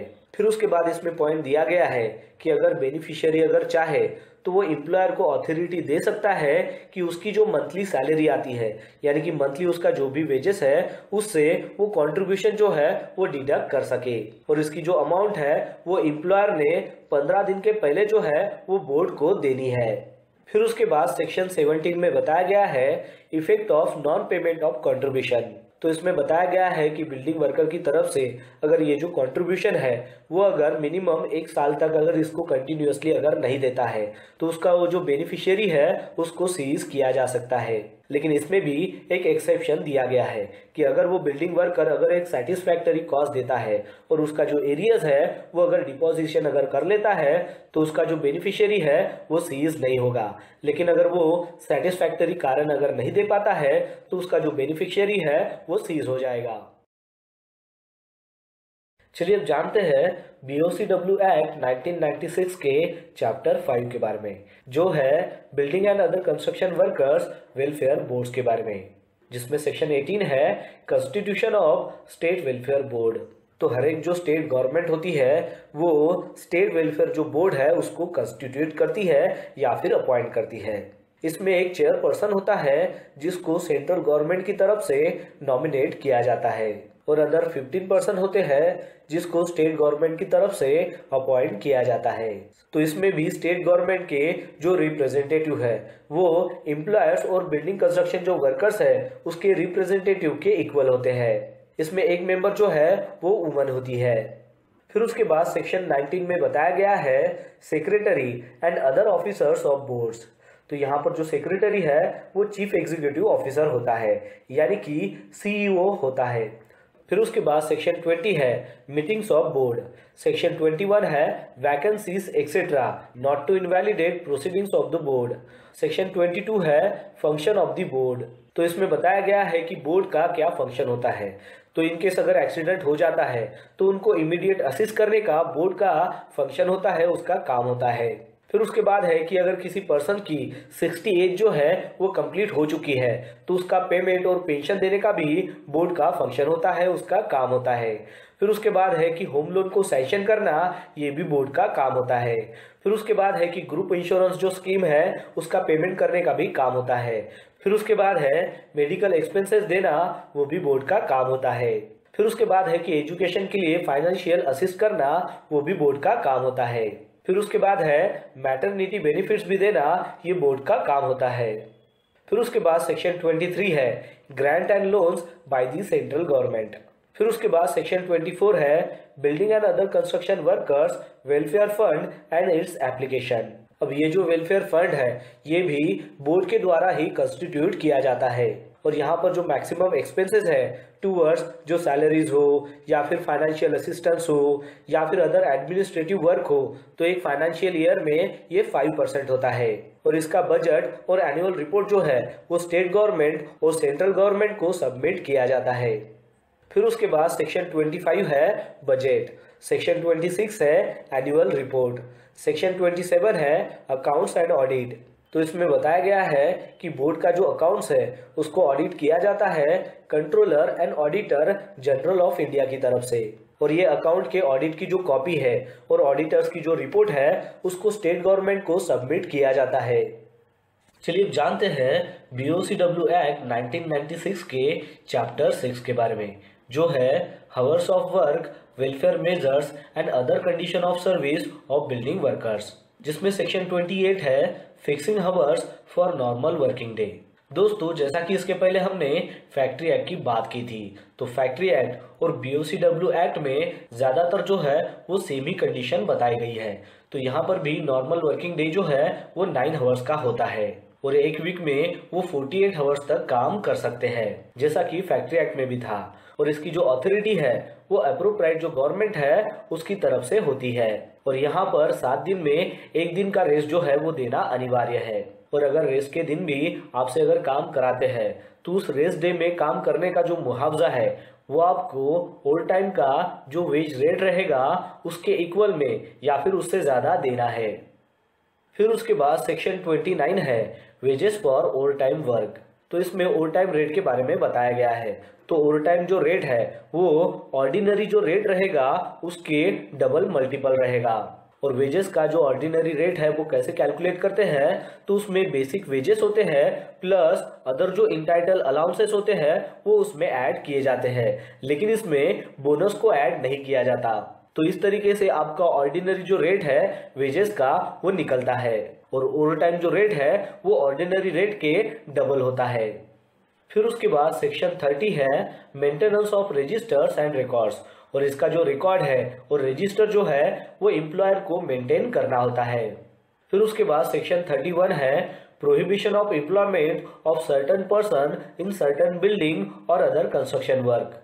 फिर उसके बाद सेक्शन 32 है ड्रिंकिंग वाटर के बारे में। तो इसमें बताया गया है कि ड्रिंकिंग वाटर जो स्टेशन रहेगा वो लैट्रिन्स हो, यूरिनल्स हो या फिर स्पिटून्स हो या फिर वॉशिंग प्लेस हो, तो यहाँ से 6 मीटर के डिस्टेंस पर ही आपको ड्रिंकिंग वाटर स्टेशन जो है वो रखना है, यानी कि इससे 6 मीटर और 6 मीटर से ज्यादा का जो फासला है वो मेंटेन करना है। फिर उसके बाद सेक्शन 33 है लैट्रिन्स एंड यूरिनल्स के बारे में। तो इसमें बताया गया है कि अगर 50 या फिर 50 से ज़्यादा अगर पर्सन्स एम्प्लॉय है तो वहाँ पर एक सेपरेट यूरिनल्स जो है वो प्रोवाइड कराना है।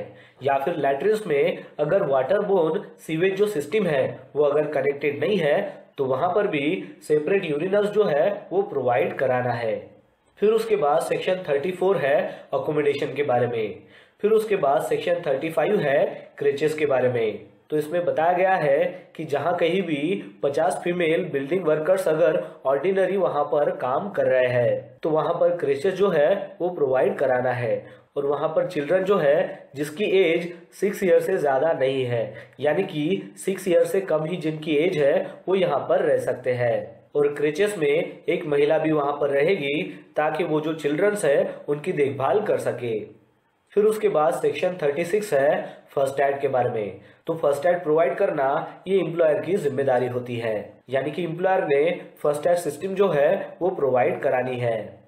फिर उसके बाद सेक्शन 37 है कैंटीन्स के बारे में। तो कैंटीन भी जो है वो एम्प्लॉयर ने प्रोवाइड करानी है, लेकिन उसके जो रूल्स है वो फ्रेम किए जाएंगे जो भी अप्रोप्राइट गवर्नमेंट रहेगी उनकी तरफ से। और ये कैंटीन एम्प्लॉयर के द्वारा वहां पर प्रोवाइड की जाएगी जहां पर 250 या फिर उससे ज्यादा बिल्डिंग वर्कर्स जो है वो ऑर्डिनरी वहां पर काम कर रहे हो। चलिए अब जानते हैं BOCW एक्ट 1996 के चैप्टर 7 के बारे में, जो है सेफ्टी एंड हेल्थ मेजर्स। तो इसमें सेक्शन 38 में बताया गया है safety committee and safety officers के बारे में। तो इसमें बताया गया है कि जहां पर भी 500 या फिर 500 से ज़्यादा अगर बिल्डिंग वर्कर्स काम कर रहे हो तो वहां पर सेफ्टी ऑफिसर होना चाहिए और वहां पर सेफ्टी कमिटी जो है वो फॉर्म करनी है। सेफ्टी कमिटी में जो भी वर्कर्स के रिप्रेजेंटेटिव रहेंगे तो उनकी जो संख्या है वो एम्प्लॉयर के जो रिप्रेजेंटेटिव रहेंगे उसके इक्वल होनी चाहिए या फिर उससे ज़्यादा होनी चाहिए, लेकिन उसके कम नहीं होनी चाहिए। फिर उसके बाद सेक्शन 39 है नोटिस ऑफ सर्टन एक्सीडेंट्स के बारे में। तो इसमें बताया गया है कि कोई भी जो एक्सीडेंट हो जिसमें बॉडी को इंजरी हुई हो या फिर डेथ हुई हो या फिर वर्कर का ऐसा एक्सीडेंट हुआ हो कि जिस एक्सीडेंट की वजह से वर्कर जो है वो 48 घंटे या फिर उससे ज़्यादा जो है काम पर नहीं आ सकता है, तो ऐसे एक्सीडेंट का नोटिस यहाँ पर देना है। इसके अलावा इसमें बताया गया है कि अगर एक्सीडेंट में 5 लोगों की अगर डेथ हो जाती है या फिर उससे ज़्यादा लोगों की अगर डेथ हो जाती है तो जब ये नोटिस रिसीव होता है तो उससे ठीक 1 महीने के अंदर ही इंक्वायरी होनी चाहिए। फिर उसके बाद सेक्शन 40 है power of appropriate government to make rules for the safety and health of building worker. फिर उसके बाद सेक्शन 41 है framing of model rules for safety measures. चलिए अब जानते हैं BOCW एक्ट 1996 के चैप्टर 8 के बारे में, जो है इंस्पेक्टिंग स्टाफ। तो इसमें सेक्शन 42 है appointment of director general, chief inspector and inspector. तो इसमें बताया गया है कि सेंट्रल गवर्नमेंट की तरफ से गैजेटेड ऑफिसर होते हैं और उनको as a director general of inspection करके अपॉइंट किया जाता है। फिर उसके बाद इसमें बताया गया है कि स्टेट गवर्नमेंट की तरफ से गैजेटेड जो ऑफिसर है उसको इंस्पेक्शन के लिए एज अ चीफ इंस्पेक्टर जो है वो अपॉइंट किया जाता है। और फिर उसके बाद इसमें बताया गया है कि जो भी एप्रोप्राइट गवर्नमेंट है, एप्रोप्राइट गवर्नमेंट यानी कि वहां पर स्टेट गवर्नमेंट भी है और सेंट्रल गवर्नमेंट भी है, तो जो भी नंबर ऑफ ऑफिसर्स है उनको एज ए इंस्पेक्टर करके जो है अपॉइंट किया जाता है। तो ये जो तीनों हैं यानी कि डायरेक्टर जनरल हो गए, चीफ इंस्पेक्टर हो गए और इंस्पेक्टर हो गए, ये तीनों के तीनों जो है ये पब्लिक सर्वेंट है। और फिर उसके बाद सेक्शन 43 है पावर्स ऑफ इंस्पेक्टर्स के बारे में। चलिए जानते हैं BOCW एक्ट 1996 के चैप्टर 9 के बारे में, जो है स्पेशल प्रोविजंस के बारे में। तो इसमें सेक्शन 44 है रिस्पॉन्सिबिलिटी ऑफ एम्प्लॉयर्स। फिर उसके बाद सेक्शन 45 है responsibility for payment of wages and compensation. तो इसमें बताया गया है कि पेमेंट ऑफ वेजेस के लिए एम्प्लॉयर जो है वो जिम्मेदार है और इन केस अगर कॉन्ट्रैक्टर जो है वो कंपनसेशन देने में अगर फेल हो जाता है तो उसकी जगह पर एम्प्लॉयर जो है वो वहां पर लायबल हो जाता है उस पेमेंट को देने में या फिर उस कंपनसेशन को देने में। और एम्प्लॉयर को ये जो कंपनसेशन है जो कॉन्ट्रैक्टर फेल हुआ है वो देने में, तो उसको देना है एम्प्लॉयज कंपनसेशन एक्ट 1923 के प्रोविजन के अनुसार। और बाद में ये जो कंपनसेशन है जो एम्प्लॉयर देता है ये फिर वो कॉन्ट्रैक्टर की ओर से बाद में रिकवर कर सकता है। फिर उसके बाद है सेक्शन 46 जो है notice of commencement of building और अदर कंस्ट्रक्शन वर्क। तो इसमें बताया गया है कि एम्प्लॉयर जो है वो इंस्पेक्टर को 30 दिन पहले यानी कि कमेंसमेंट होने के 30 दिन पहले जो है वो नोटिस देगा। चलिए अब जानते हैं BOCW एक्ट 1996 के चैप्टर 10 के बारे में जो है पेनाल्टीज एंड प्रोसीजर। तो इसमें सेक्शन 47 है penalty for contravention of provisions regarding safety measures, यानी कि इसमें बताया गया है कि सेफ्टी मेजर्स के रिगार्डिंग जो भी प्रोविजंस है उसका अगर कोई उल्लंघन करता है तो उसके ऊपर क्या पेनाल्टी हो सकती है। तो इसमें दिया गया है कि मैक्सिमम जो जेल है वो 3 महीने तक हो सकती है या फिर मैक्सिमम फाइन जो है वो 2000 तक यहाँ पर होता है या फिर ये दोनों भी हो सकती है। इसके अलावा अगर ये कॉन्ट्रावेंशन यानी कि अगर उल्लंघन अगर कंटिन्यू अगर होता है तो उसके लिए 100 रुपीज पर डे देने होंगे। फिर उसके बाद सेक्शन 48 है penalty for failure to give notice of the commencement of the building और अदर कंस्ट्रक्शन वर्क, यानी कि इसमें बताया गया है कि building and other construction work का अगर कमेंसमेंट उसका जो नोटिस है अगर वो देने में अगर फेल हो जाते हैं तो उसका पेनाल्टी क्या हो सकता है। तो इसमें बताया गया है कि इसका उल्लंघन करने पर मैक्सिमम 3 साल की जेल हो सकती है या फिर मैक्सिमम फाइन जो है वो 2000 तक हो सकता है या फिर ये दोनों भी हो सकते हैं। फिर उसके बाद सेक्शन 49 है पेनाल्टी फॉर ऑब्स्ट्रक्शंस, यानी कि कोई अगर काम में ऑब्स्ट्रक्शन कर रहा है या फिर जानबूझकर उसको रिफ्यूज कर रहा है तो उसके लिए क्या पेनाल्टी होगी ये इसमें बताया गया है। तो इसमें यहाँ पर बताया गया है कि मैक्सिमम जेल जो है वो 3 महीने की हो सकती है और फाइन जो है वो 1000 तक हो सकता है या फिर ये दोनों भी हो सकते हैं। फिर उसके बाद सेक्शन 50 है पेनाल्टी फॉर अदर ऑफेंसेस, यानी कि सेफ्टी के अलावा अगर दूसरा कोई अगर ऑफेंस होता है तो उसके ऊपर क्या पेनाल्टी हो सकती है। तो उसके ऊपर मैक्सिमम जो फाइन है वो 1000 रुपये का रहेगा और अगर ये ऑफेंस जो है वो अगर कंटिन्यू अगर होता है तो 100 रुपये पर डे जो है वो देने होंगे। फिर उसके बाद सेक्शन 51 में बताया गया है अपील के बारे में। तो इसमें बताया गया है कि जो भी पर्सन सेक्शन 50 का अगर उल्लंघन करता है तो उसमें जैसे बताया गया है कि 1000 जो है वो मैक्सिमम फाइन होगा और अगर ये कंटिन्यू अगर ये ऑफेंस रहेगा तो 100 रुपीज जो है वो पर डे देने होंगे। तो ये जो फाइन है जो उसके ऊपर लगाया है वो अगर बेफजूल है ऐसा उसको अगर लगता है तो उसके अगेंस्ट में वो अपील भी कर सकता है और ये जो अपील है ये वो 3 महीने के अंदर उसको करनी है। तो वो जो अपील है वो सेंट्रल गवर्नमेंट को भी कर सकता है या फिर स्टेट गवर्नमेंट को भी कर सकता है। अगर उसको फाइन जो है वो चीफ इंस्पेक्टर के द्वारा इम्पोज किया गया है तो वो स्टेट गवर्नमेंट को जो है इसकी अपील कर सकता है या फिर उसको जो फाइन है वो डायरेक्टर जनरल की तरफ से अगर इम्पोज हुआ है तो वो सेंट्रल गवर्नमेंट को इसकी अपील कर सकता है। और ये जो अपील है ये इसको 3 महीने के अंदर करनी होती है, लेकिन अगर किसी कारणवश वो अगर इस 3 महीने के अंदर ये अपील अगर नहीं करता है तो नेक्स्ट जो 3 मंथ्स है उसमें भी वो अपील कर सकता है, लेकिन उसके लिए उसको सेटिस्फैक्टरी उसका रीजन देना होगा कि क्या रीजन की वजह से उसने इतना लेट किया। फिर उसके बाद सेक्शन 52 है रिकवरी ऑफ पेनाल्टी, सेक्शन 53 है ऑफेंसेस बाय कंपनीज, सेक्शन 54 है कॉग्निजेंस ऑफ ऑफेंसेस। तो इसमें बताया गया है कि कोई भी कोर्ट जो मेट्रोपॉलिटन मैजिस्ट्रेट या फिर judicial magistrate of the first class उसके इक्वल में है या फिर उससे सुपेरियर है तो उसके पास इस ऑफेंस के पनिशेबल के लिए ट्राई कर सकते हैं जो भी इस एक्ट के अंडर आता है। लेकिन इसकी जो कंप्लेंट है ये डायरेक्टर जनरल या फिर चीफ इंस्पेक्टर की ओर से विथिन 3 मंथ्स जो है वो जानी चाहिए। यानी कि ये जो ऑफेंस है जब डायरेक्टर जनरल या फिर चीफ इंस्पेक्टर के नॉलेज में आता है तो वहां से 3 महीने के अंदर जो है इन्होंने कंप्लेन करना है, तभी इस एक्ट के तहत ये जो ऑफेंस है इसको पनिश किया जाएगा। फिर उसके बाद है सेक्शन 55 जो है लिमिटेशन ऑफ प्रोसिक्यूशंस के बारे में। चलिए अब जानते हैं BOCW एक्ट 1996 के चैप्टर 11 के बारे में जो है मिसलेनियस। तो इसमें सेक्शन 56 है डिलीगेशन ऑफ पावर्स, सेक्शन 57 है रिटर्न्स, सेक्शन 58 है application of act to building workers, section 59 है protection of action taken in good faith, section 60 है power of central government to give directions, तो इसमें बताया गया है कि सेंट्रल गवर्नमेंट के पास ये पावर होती है कि वो स्टेट गवर्नमेंट को डायरेक्शन दे सके, और वो भी सेफ्टी के एडमिनिस्ट्रेशन रिगार्डिंग। फिर उसके बाद है सेक्शन 61 जो है पावर टू रिमूव डिफिकल्टीज। तो इसमें बताया गया है कि जो भी डिफिकल्टीज है उसको रिमूव करने का जो पावर है वो सेंट्रल गवर्नमेंट के पास होता है। फिर उसके बाद है सेक्शन 62 जो है पावर टू मेक रूल्स। तो इसमें बताया गया है कि इसकी जो अथॉरिटी है ये अप्रोप्राइट गवर्नमेंट के पास होती है। अब ये जो अप्रोप्राइट गवर्नमेंट यानी कि ये सेंट्रल गवर्नमेंट भी हो सकती है या फिर स्टेट गवर्नमेंट भी हो सकती है। फिर उसके बाद है सेक्शन 63 जो है saving of certain laws. Section 64 है रिपील एंड सेविंग। तो इस प्रकार बीओसी एक्ट 1996 में टोटल 11 चैप्टर्स हमने यहाँ पर देखे हैं और टोटल 64 सेक्शन के बारे में हमने जाना है। तो दोस्तों आशा करता हूँ कि आपको इस वीडियो के माध्यम से पता चल गया होगा BOCW एक्ट 1996 के बारे में।